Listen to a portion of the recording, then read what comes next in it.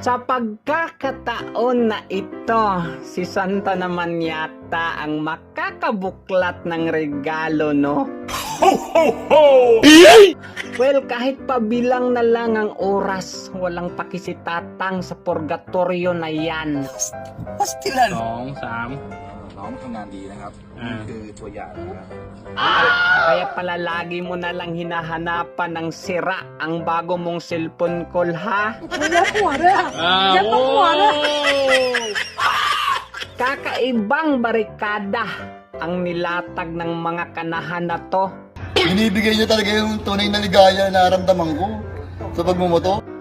Walang makakadaan hanggat di nalalawayan. Pastilan.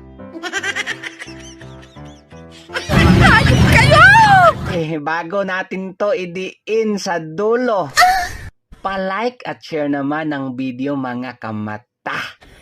Yeah, boy. Okay, let's do this! Ay, tarantado talaga oh. Bawal tumawid dito. Namatay na dito. We? We? Isa na namang turista ang nasa bingit ng pag-aalburuto ba? Bibigusan kita. Isa lang. Gumamit na ng mga lingwaheng ibibigay ko ang gusto mo pag nabulikat kita ng husto. Pag nakilala kita ng husto. Happy New Year! Hustisya kay kuyang naglalakad pero di makausad. Tangya naman. Imbis na maghanap ng gamot, ay akalain mong kahit nakasaklay, ay sumugod. Lalo lang lalala ang pulikat mo dyan, Hakog. Gago! Nakakabilib talaga ang mga ganitong uri ng kamata. Hindi tumitingin sa panlabas na anyo ni Lola, kundi sa panloob na bulsa. Kung susuriing maigi, ang halik na yan ay katumbas ng pasasalamat. Sa wakas po, nakakuha na yung kriminal na cobra. Isang importanteng aral naman ang nais ipabatid nitong isa. Pag may oportunidad, sunggaban dapat. Magaling kang kupal ka. Pero iba kung sumunggab tong si Angkol, Nani? hapit pa maangol. Pastilan.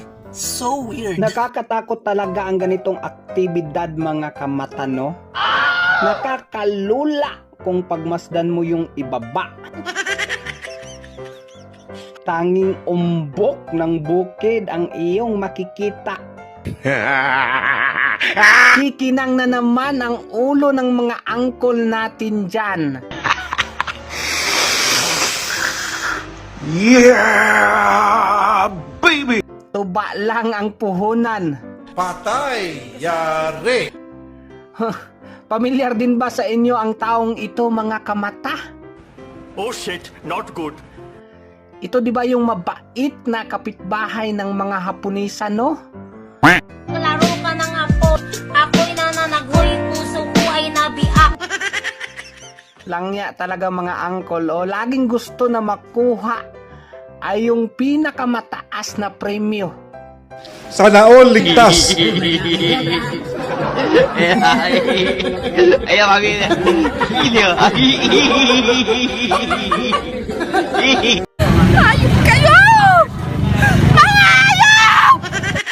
Nalugmok tuloy lalo itong isa sa katotohanan na kanyang nalaman. Stay the fuck away from her. Bro, I don't even like skinny girls. Exactly. What the fuck you talking to her for?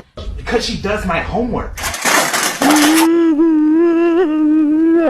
Even in another relationship, nobody has cried for me since I was born. Not somebody that has moved. Isa na namang kawal natin ang labis na nasugatan sa kanyang misyong kabalbalan.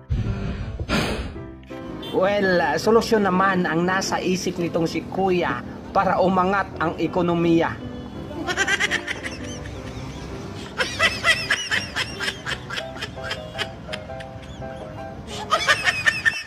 Kabaligtara naman itong isa. Nanalaw man, oy. Ginagawa mo. Nasa tapat mo na!